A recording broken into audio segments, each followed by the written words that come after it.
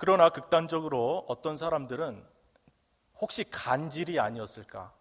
하나님의 복음 전도에 있어서 크게 영향이 받을 정도였으면 아마 간질이 아니었을까라고 극단적으로 말하는 사람도 있습니다. 만약에 사도 바울이 간질에 걸렸다고 한다면 어떠했을까요? 저는 어렸을 때 우리 초등학교, 국민학교 저학년 때 우리 반 아이 중에 간질에 걸린 아이가 있었습니다. 이 간질에 걸린 사람의 특징은 뭐냐면 멀쩡하게 이렇게 있다가 갑자기 마비가 돼서 쓰러져서 거품을 불거나 아니면 그 몸의 경직 상태에서 이제 발작을 하는 거죠. 근데 오래지 않아서 그 발작이 멈추고 또 멀쩡하게 일어나게 됩니다.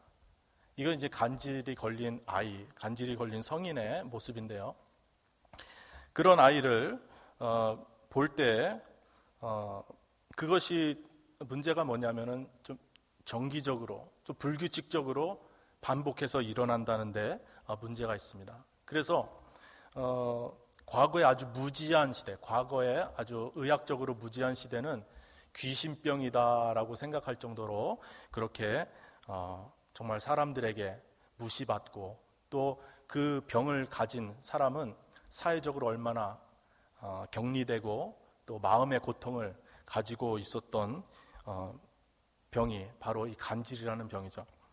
만약에 사도 바울이 이와 같이 극단적으로 간질이라는 병에 걸리고 있었다면 본인에게도 아주 수치스러운 일이었을 뿐만 아니라 하나님 복음 전도하는 일에 크게 방해가 되는 사단의 가시가 되는 육체의 질병이겠지요. 그러나 이것은 일부 학자들이 말하는 극단적인 잘못된 추측입니다. 그러면 보편적으로 성경학자들이 말하는 육체의 가시, 사도 바울이 가지고 있던 육체의 가시는 무엇이었을까? 여러 가지 성경의 내용들을 보면서 이렇게 추측을 합니다. 아마도 사도 바울이 가졌던 육체적으로 아주 괴로웠던 질병은 눈에 대한 질병이었을 것이다. 전문적으로 이제 안질이라는 병에 걸렸을 것으로 추측을 하고 있습니다.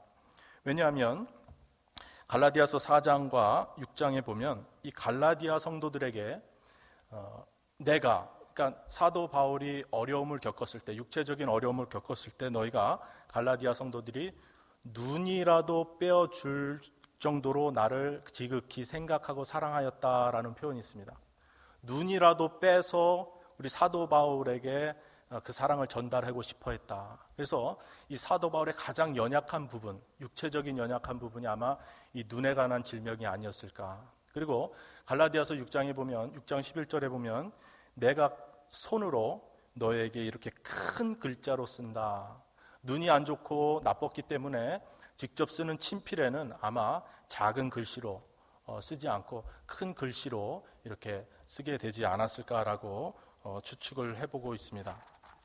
또한 로마서와 고린도 전서에 보면 특별히 이 서신서 로마서와 고린도 전서는 특별히 직접 본인이 쓰지 않고 대필로 대신 기록하게 했던 그런 사실도 기록되어 있습니다. 특히 로마서 16장에 보면 더디오라는 인물을 통해서 내가 대필을 하고 있는 것이다 라고 할 정도로 이런 하나님의 말씀인 성경을 대신 기록하게 하는 이런 것을 추측해서 볼 때 사도 바울은 아마 눈에 심각한 질병이 있지 않았나라고 추측을 하고 있는 것입니다. 어쨌든 사도 바울은 어떤 질병을 가지고 있었든지 그것이 간질이든지 눈에 대한 질병이든지 아니면 다른 사람에게 떳떳하게 드러내지 못할 만한 어떤 연약한 부분이었든지 그는 육체에 가시가 있다라고 표현할 정도로 육체에 큰 어려움을 겪고 있었다라는 것은 사실입니다. 이 하나님께 사단의 사자라고 표현될 만큼의 이 괴로운 육체의 가시가 하나님께 떠나기를 위해서 3번이나 간절히 기도했다라고 8절 말씀에 말하고 있습니다. 사도 바울은 복음 전도를 위해서 하나님께 받은 은사가 너무나 크죠. 태생적으로도 사도 바울은 자랑할 만한 것이 많이 있는 사람이었습니다. 그래서 로마의 시민권도 가졌고 그 당시에 헬라 철학에 아주 능한 사람이었고 또 혈통적으로는 유대인으로서 하나님을 열심히 섬기던 유대인이었고 베냐민 지파였고 가말리엘 문화에서 수학을 했던 아주 지적인 사람이었습니다. 더군다나 그는 하나님의 은혜로 회심을 한 이후에는 많은 영혼들을 구원하기 위해서 하나님께서 그를 도구로 사용하셨는데 특별히 신유의 은사, 병 고치는 은사를 주셨습니다. 그래서 이 신유의 능력을 발휘하는데 성경에 보니까 그가 가졌던 수건이나 앞치마 등을 가져다가 병든 사람에게 놓든지 아니면 귀신 들린 자에게 덮으면 나음을 얻었다. 어떤 악기든지 다 떠나갔다라고 고린도후서와 사도행전에는 말씀하고 있습니다. 이만큼 하나님의 능력으로 다른 사람들은 열심히 어떻게 보면 아주 쉽게 병을 고치고 악령을 떠나게 하는 이 역사를 이루었던 사도 바울이 왜 자신의 질병을 못 고치냐 이거죠. 왜 하나님께서는 그에게 그 질병을 허락하시냐라는 것입니다. 그래서 이것이 사도 바울에겐 큰 걱정이었고 복음 전도의 걸림돌이 되었다라는 것이죠. 그래서 그의 능력은 또한 많은 곳에서 기록하고 있지만 또 그는 어떤 사람입니까? 셋째 하늘, 곧 하나님이 계신 천국까지 갔다 와서 말로 형용할 수 없는 천국의 모습을 다 보고 경험했다라고까지 이야기하고 있습니다. 그래서 오늘 본문 7절 말씀에서 보는 바와 같이 하나님께 받은 계시가 너무 많기 때문에 하나님께 받은 은혜가 너무 많기 때문에 깨달은 진리가 너무 많기 때문에 그는 많아서 신약 성경 중에 거의 절반 정도 수준인 13권씩이나 기록한 사람이 바로 사도 바울입니다. 그의 사역으로 많은 사람이 구원을 받았고 이방 세계에 하나님의 교회를 많이 세운 능력의 사도이었습니다. 이와 같이 그는 세상적인 관점으로 보면 너무나도 큰 업적을 가진 사람이죠. 그리고 모든 것이 다 자랑할 만한 업적이 될 만한 것들이었습니다. 하나님께서는 걱정이 되었습니다. 이로 인해서 그가 얼마든지 교만에 빠질 수 있는 위험이 있기 때문에 그렇습니다. 연약한 질그릇 같은 인생, 사도 바울이라고 우리와 성정이 다른 어떤 대단한 사람이 아니죠. 똑같은 본성, 똑같은 성정을 가지고 있는 인간이란 말이죠. 이 인간이 이 질그릇같이 연약한 인생에게 너무나 큰 하나님의 능력이 부어졌기 때문에 그 능력으로 인해서 영적으로 탈선할 위험이 많이 있었던 사도 바울이었기 때문에 하나님께서는 그를 사랑하시기 때문에 그는 그의 육체에 가시를 두기로 결심하였던 것이죠. 그에게 가시를 두어서 그 가시를 네가 기도하더라도 그것은 끝까지 갈 너에게 향한 하나님 아버지의 어떻게 보면 사랑의 표시죠. 너를 위한 것이다 라고 가시를 둔 것이라고 볼 수가 있습니다. 처음에는 사도 바울은 이걸 깨닫지 못했습니다. 그래서 하나님께서는 그것을 제거해달라고 간절히 3번이나 기도했죠. 그러나 오늘 본문 말씀을 통해서 우리가 보는 것은 사도 바울이 깨닫게 된 것이죠. 하나님께서 이것을 내게 두신 것을 깨닫게 되었다라고 고백을 하고 있습니다. 그래서 하나님께서 내게 이 육체의 가시를 두신 이유에 대해서 2가지로 깨닫게 된 것을 우리가 오늘 함께 살펴보도록 하겠습니다. 첫 번째로 그가 깨달은 하나님께서 육체에 가시를 두신 이유는 7절 말씀에 보면 육체를 쳐서 너무 자고하지 않게 하려는 목적이 있었다라고 말씀을 하고 있습니다. 7절 하반절에 보면 이는 나를 쳐서 너무 자고하지 않게 하려 하심이니라. 사도 바울은 고백하고 있습니다. 자고하지 않게, 교만하지 않게 하기 위해서 하나님께서 이것을 허락하셨다라는 겁니다. 잠언 16장 18절에 보면 우리가 잘 알고 있는 말씀입니다. 교만은 패망의 선봉이다. 거만한 마음은 넘어짐의 앞잡이니라. 사람이 교만이 생기고 거만한 마음이 되면은 그것은 바로 패망의 길에 들어선 것이고 바로 넘어짐의 길에 들어선 것이다 라는 말씀이죠. 그래서 하나님께서는 사도 바울을 사랑하시기 때문에 교만하지 않기 위해서, 거만한 마음을 생기지 않기 위해서 거기에 안전핀을 꽂아두신 것이죠. 그것이 육체의 가시다라는 것을 볼 수가 있습니다.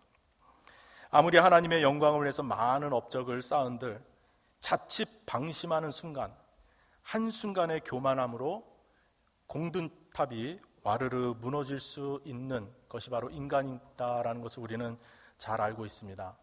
우리가 뉴스를 보다 보면, 특히 사회면에 보면 정말 승승장구하며 여러 날 동안, 여러 해 동안 정말 가장 높은 자리에서 떵떵거렸던 사람이 하루아침에 몰락하는 것을 볼 수가 있습니다. 그렇죠? 그 높은 명성에 비해서 그 떨어지는 그 낙차는 더욱 큰 것이죠. 그것이 무엇 때문에 그렇습니까?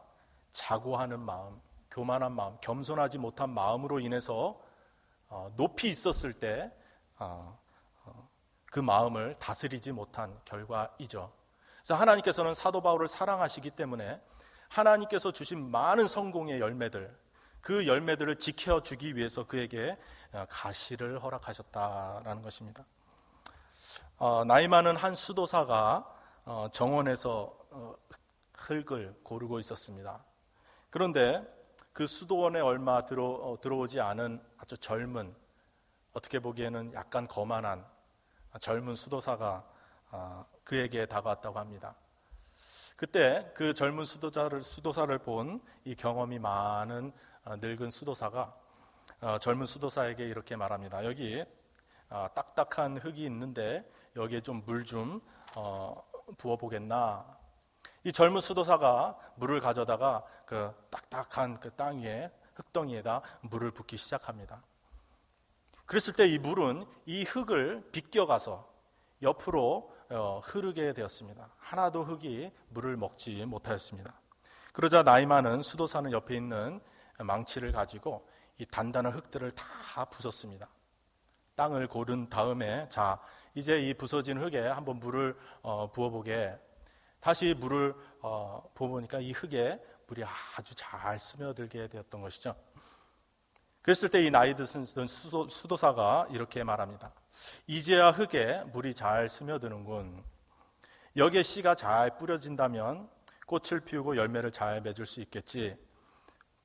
우리 역시 깨어져야지 하나님께서 거기서 물을 주시고, 그럴 때 씨가 떨어지면 꽃이 피고 열매가 맺힐 수 있는 것이지.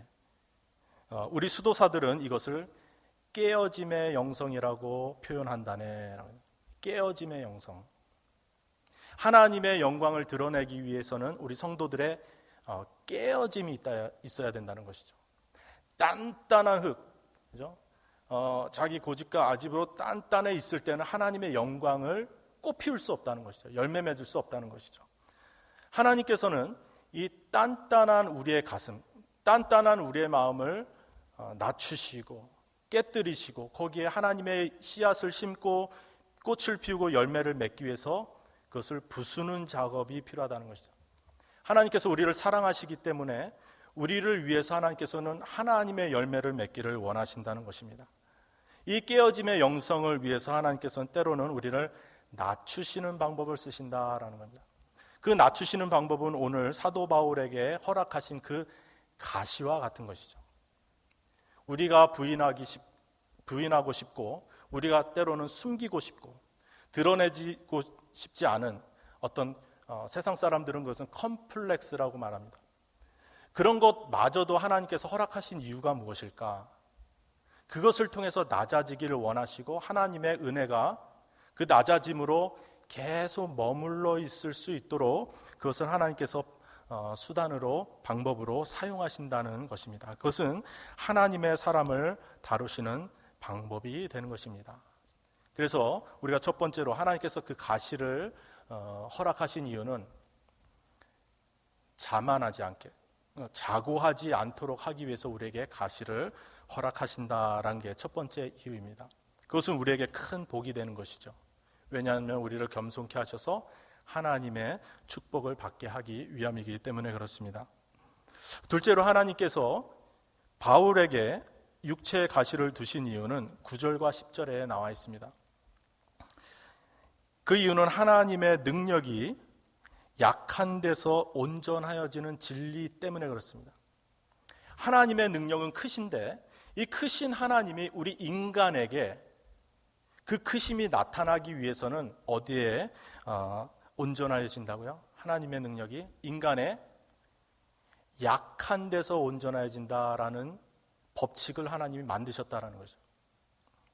어떤 잘난 사람, 위대한 사람, 높은 사람, 온전한 사람에게 하나님의 능력이 온전하게 나타나는 것이 아니라 하나님은 룰을 정하셨어요. 어떤 룰이요? 약한 데서 온전하게 하신 것입니다. 하나님의 능력은 크시고 완벽하고 온전하신데 우리 사람에게 그것이 덧입혀질 때는 어떤 사람에게 임한다고요? 약한 데서 온전해지게 하나님께서는 하셨다라는 것을 이 사도 바울이 깨닫게 된 것이죠. 그렇다면 나의 약함은 곧 하나님의 능력이 머무르는 방법이요 통로구나라는 것을 알게 된 것이죠. 만약에 내가 약하지 않았다면, 약한 부분이 없는 사람이었다면 하나님의 능력이 머무를 수가 없는 것이죠. 왜냐하면 하나님께서는 하나님의 능력을 약한 데서 온전하게 하시기 때문에 그렇다라고 성경은 말하고 있습니다. 9절 10절 우리 한 목소리를 같이 한번 봉독해 보겠습니다. 9절 10절입니다. 시작. 내게 이르기를 내가 내게 족하도다. 이는 내 능력이 약한 데서 온전하여 짐이라 하신지라. 이러므로 도리어 크게 기뻐함으로 나의 여러 약한 것들에 대하여 자랑하리니 이는 그의 능력이 머물게 하려 함이라. 그러므로 내가 그리스도를 위하여 약한 것들과 능욕과 궁핍과 핍박과 곤란을 기뻐하노니 이는 내가 약할 그때 곧 강함이니라. 아멘. 사도 바울은 육체의 가시가 떠나기를 기도했습니다. 그러나 그는 응답을 바로 이런 응답을 받은 것입니다. 내게 임한 은혜는 그것으로 족하다라는 거예요. 더 이상 내게 더 임할 은혜가 필요하지 않다라는 거죠. 이미 지금까지 받은 은혜가 충분한, 내가 하나님께 받을 은혜로 은혜 분량으로 따지면 이미 충만한, 이미 만족할 만한, 더 이상 필요 없을 만한 은혜를 받았다. 그것을 우리는 사도 바울은 뭐라고 표현합니까? 하나님께서는 내게 족하다, 내 은혜가 족하다, 족한 은혜이다라는 것입니다. 더불어 하나님께서는 하나님의 능력은 약한 데서 온전하여 진다라는 것을 알게 해 주셨습니다. 그래서 사도 바울은 더 이상 하나님 내 육체의 가시를 없애주세요라고 기도하지 않게 되었다는 것이죠. 더 이상 그것으로 인해서 마음이 괴로움이 생기지 않았고 오히려 그 괴로움에서 해방되었다는 것을 볼 수가 있습니다. 왜냐하면 그 다음 구절에 보면 그는 오히려 약한 것을 자랑하게 되었다라는 표현을 통해서 볼 수가 있습니다. 오히려 기뻐하였다. 내가 약한 것들을 통해서 이제는 그것을 벗어나기 위해서 괴로워하였는데 이젠 그것 때문에 기뻐하였다라는 거죠. 해방이 된 것입니다. 그리고 자기가 가졌던 그 영적인 어쩌면 육체적인 큰 컴플렉스에서 완전히 노임을 받았다. 오히려 약한 것들을 드러내게 되었다라고 말하고 있습니다. 왜냐하면 그 약한 것 때문에 하나님의 능력이 머물러 있는 동력이 되기 때문이다. 만약에 이것이 내게 없어진다면 하나님의 능력은 내게서 더 이상 온전해지지 않을 것이기 때문이다라는 것을 알게 되었기 때문이죠. 하나님께서 주신 은혜가 크고 또 하나님께서 나를 사랑하셔서 나를 낮추시는 자고하지 않게 하시려고 주신 이유도 있지만 특별히 이 연약한 것을 통해서 하나님의 능력이 계속적으로 머무르게 있게 되었다는 것을 깨달았기 때문에 그는 오히려 기뻐하였다라고 말하고 있습니다. 10절 말씀에 약한 것들, 즉 자신의 육체적인 질병을 말하죠. 약한 것들과 능욕과 궁핍, 가난을 말합니다. 핍박과 곤란을 오히려 기뻐한다. 이는 내가 약할 그때 곧 강함이기 때문이다 라는 것이죠. 우리에게 어떠한 육체적인 연약함과 결함, 혹시 우리 성도님 가운데 이거는 내가 평생 가지고 가야 할 기도 제목, 이것을 해결해야 될 기도 제목, 컴플렉스 때문에 부족함을 하나님께 늘 아쉬워하는 그런 성도님들이 계신지 모르겠습니다. 어쩌면 이를 위해서 평생 많은 시간 기도했을지도 모릅니다. 그런데 기도해도 우리에게 좀처럼 해결되지 않은 부분이 있다면 혹시 이렇게 한번 생각해 보시기 바랍니다. 하나님께서 혹시 사도 바울에게 하신 말씀처럼 그러한 뜻이 내게도 있지 않을까라는 것이죠. 혹시 그 연약함으로 인해서 하나님의 능력이 머무르게 하는 원동력으로 삼으시려고 그것을 두신 것은 아니실까? 또한 그것 때문에 나를 하나님 앞에서 항상 겸손케 하시려고 두신 것은 아닐까라는 것이죠. 아니면 그것 때문에 하나님께 늘 기도하고 말씀으로 묵상하고 하나님께 영적으로 늘 깨어있는 삶으로 인도하기 위해서 그것을 두신 것은 아닐까라는 것이죠. 최근 저는 자녀를 키우면서 여러 가지 생각이 드는 부분이 있었습니다. 그것은 부모로서 자녀에게 마음껏 주고 싶고 또 그들이 고생하지 않고 또 풍요로움 속에서 잘 살 수 있도록 또 내가 힘닿는 데까지 열심히 일하고 경제적인 상의 어려움에 처하지 않도록 노력하는 것이 부모의 심정일 것입니다. 그러나 때로는 이런 생각도 됩니다. 그들에게 우리가 부모로서 풍요를 안겨주는 것이 너무 그들의 노력과 수고 없이 일방적으로 그들에게 채워주는 그런 것은 아닌가. 과연 이 풍요가 그들에게 은혜가 되고 있는가라는 것이죠. 혹시 아니면 그들에게 인생은 이렇게 쉬운 거야. 혹은 이런 쉬운 것이라는 잘못된 교훈을 받고는 있지 않을까. 그리고 혹시 그것으로 방종과 방탕의 지름길로 이 부모가 인도하고 있는 것은 아닌가라는 우려 섞인 생각입니다. 다시 말하면 우리 부모가 자녀에게 주는 어떤 물질적이고 이런 풍요가 그 자식을 망치고 있는 것은 아닌가라는 걱정이죠. 최근 들어서 그런 생각이 조금씩 들게 되었습니다. 왜냐하면 인간은 나약한 존재이기 때문에 그렇습니다. 우리에게 주어진 만족과 풍요가 은혜로 생각하지 않으면, 감사로 생각하지 않으면 방탕과 타락의 수단으로 사용해버리는 위험을 얼마든지 가지고 있는 것이 바로 인간이라는 나약한 존재라는 것이죠. 우리 자녀들에게 만약에 하나님의 은혜, 부모의 은혜, 하나님에 대한 감사와 부모에 대한 감사가 결여된 채 그 풍요로움만 맛본다면 아마 그들이 방탕의 길로 나가는 것은 시간 문제일 듯 합니다. 굉장히 위험한 것이죠. 하나님께서 이 인간의 연약함을 잘 알기 때문에 우리 성도들에게 마냥 좋은 것만 주시지는 않는다라는 것이죠. 왜냐하면 우리를 사랑하시기 때문에. 우리가 기도해도 우리의 결핍이 채워지지 않고, 기도해도 우리의 부족함이 때로는 채워주지 않음으로 인해서 우리는 혹시 낙심하거나 또한 하나님께 대해 오해를 하고 있는, 하나님은 나를 사랑하지 않는구나 라고 이렇게 오해를 하는 분이 있을 수 있습니다. 그러나 우리는 믿어야 될 것은 하나님은 선하신 분이다라는 것을 믿어야 될 줄 믿습니다. 하나님은 우리에게 가장 좋은 것을 주시는 분이시다라는 것을 믿어야 할 줄 믿습니다. 그런 하나님이 그 육체의 가시라는 것을 허락하셨다면 그것은 분명히 뜻이 있지 않겠습니까? 그것은 무시 하나님의 의도가 있지 않겠습니까? 그것을 우리는 캐치해야 된다는 것이죠. 그것을 우리는 발견해야 된다는 것입니다. 때로는 우리가 반복적인 기도와 간구에도 불구하고 우리의 소원을 들어주지 않는다든지, 또한 우리가 원하는 것과는 반대로 기도 응답이 왔다든지, 이럴 때 우리는 생각해 보아야 되겠습니다. 하나님의 뜻이 혹시 바울에게 오늘 하신 말씀과 같이 특별한 뜻이 있지는 않은가 말입니다. 우리가 약할 그때 곧 강함이 된다는 사실을 깨닫기를 원하시는 하나님의 음성이 아닌지 우리가 알아야 되겠습니다. 누구나 약함이 있죠. 어떤 성도님들은 자녀 때문에 고통당하는 성도님들도 많이 있습니다.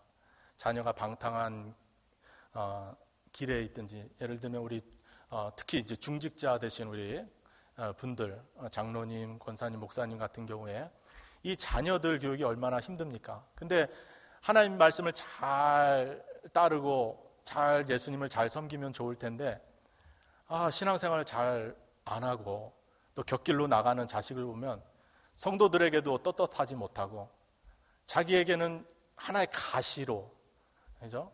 가시로 작용할 때가 많이 있습니다. 그래서 어떤 성도님들에겐 자녀가 가시일 때도 있고요. 어떤 분에게는 정말 고쳐지지 않는 질병이 가시일 수도 있고, 어떤 분에게는 가난이 가시일 수도 있습니다. 평생 부모님 때 그리고 자신의 때 혹시 이 가난이란 것이 우리 자녀들에게도 물려지지 않을까라고 걱정하시는 분들도 있습니다. 어떤 분들은 자신이 과거에 철없을 때 저질렀던 그런 과거가 자꾸 기억나고 그것이 수치심으로 다가와서 컴플렉스가 되어서 그것이 가시로 작용하는 분도 있습니다. 제가 신학교 그 신학대학원에서 지방에서 굉장히 크게 목회하시는 목사님이 그 게스트로 강의로 오신 목사님이 있었습니다.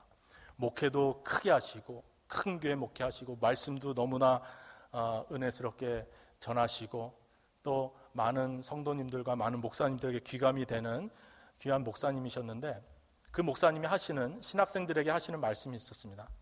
여러분들이 저를 보기에 어떻습니까?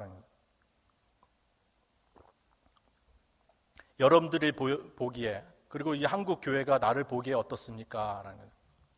일단 존경할 만하고 박수할 만하고 부럽기도 하고 그런 분이신 것을 우리가 잘 알고 있죠. 그러나 그 목사님이 한 말씀이 뭐냐면은 내게 아직도 해결하지 못한 문제가 있다는 거죠. 수천 명의 수만 명에게 복음을 전하고 그들에게 영혼을 구원하지만 정작 나의 아버지는 아직도 불신자로 남아있다는 것이죠. 수많은 사람에게 은혜를 끼치면 그냥 성령을 받고 말씀으로 변화되고, 그죠? 예수님을 믿는 사람들이 수도 없이 많이 생기지만 정작 자기의 가장 친밀한 자기의 아버지를 구원하지 못하는, 자기 아버지에게 복음을 전해도 그의 영혼을 구원하지 못하는 이 연약함이 자기에게 있다는 것이죠. 그래서 그 말씀을 들으면서 이 세상에 완벽한 사람은 없구나. 하나님께서 모든 것을 주신 사람은 없구나. 누구에게나 다 연약함이라는 것을 주셨구나. 사람들이 뭐라고 말합니까? 그 목사님의 속사정을 안다면 또 그걸 잘 모르는 사람은 이렇게 말할 것입니다. 많은 사람들은 그렇게 구원하되 어떻게 자기 식구 하나 구원 못하는 목사가 큰 교회에 목회한다고 그러겠냐. 그런 사람은 별로 없겠지만 그런 자격지심이 그 목사님에게 있다는 것이죠. 그게 그 목사님에게는 큰 육체의 그 정신적인 가족의 가시가 됐다. 그래서 그 얘기를 들으면서 이 세상에서 하나님께서는 모든 사람에게 완벽하게 모든 것을 다 주시진 않았구나. 각 성도들에게 하나님께서는 약한 부분을 허락하셨다. 왜요?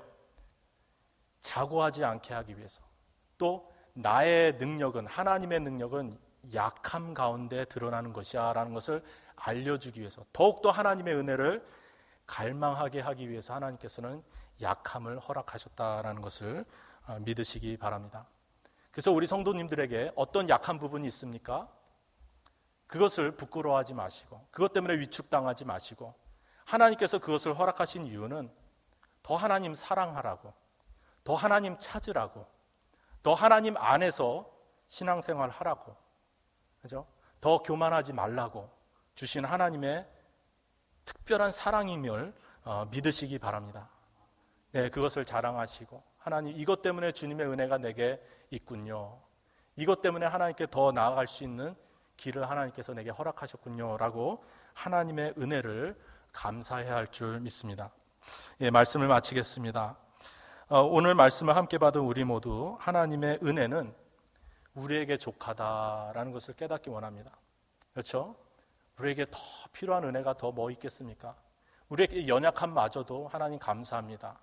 이것으로 인해서 더욱더 하나님께 가까이 나아가는 통로가 되기 때문입니다 라고 고백할 수 있는 우리 성도님들 되길 바랍니다. 이것이 오늘 사도 바울이 느낀 족한 은혜라는 것이죠. 내게 준 하나님의 은혜는 그만큼이면 족하다라는 거죠. 이것을 깨닫고 이것에 감사하는 성도는 정말로 큰 은혜를 받은 성도가 아닌가 싶습니다. 기도의 응답이 주어지지 않을지라도 우리의 약함 속에서 늘 강함을 유지하게 하시는 영적인 능력을 주시는 하나님의 뜻을 이해한다면 이로 인해서 하나님의 평강이 그리스도 예수 안에서 우리의 마음과 생각을 늘 지키시는 은혜가 있을 줄 믿습니다. 내게 족한 은혜를 주신 하나님께 늘 감사하고 찬양할 때 우리에게 더 큰 만족이 되시는 우리 하나님의 축복이 우리 성도님들에게 있음을 늘 기억하시고 믿으시는 성도님들 되시길 축원드립니다. 결론적으로 우리의 약함은 하나님의 강함이 되는 하나님의 축복이 됨을 믿으시는 성도님들 되시길 간절히 축원드립니다. 제가 기도하고 말씀을 마치겠습니다. 사랑해 주님 감사를 드립니다. 사도 바울의 고백처럼 또한 하나님께서 사도 바울에게 주신 기도의 응답처럼 내게 준 나의 은혜는 족하다. 왜냐하면 나의 강함은, 나의 능력은 내 약한 데서 온전하여지기 때문이다 라는 사실을 저희들에게 주시니 감사를 드립니다. 우리에게 자고하지 않게 하기 위해서 안전핀을 허락하여 주시고 또한 우리에게 우리의 약함을 통해서 하나님의 강함이 더욱더 드러나게 하시기 위해서 우리에게 가시를 허락하셨다는 사실을 믿고 감사를 드립니다. 우리가 더욱더 주님을 사랑하게 도와주시고 주님을 의지하게 도와주시고 하나님을 더욱더 갈망하는 우리 성도님들 되어서 우리의 연약함 가운데서도 주님을 찬양하며 주님께 감사하는 복된 성도들의 삶이 될 수 있도록 주님 축복하여 주시옵소서. 감사드렸고 예수님의 이름으로 기도드리옵나이다. 아멘.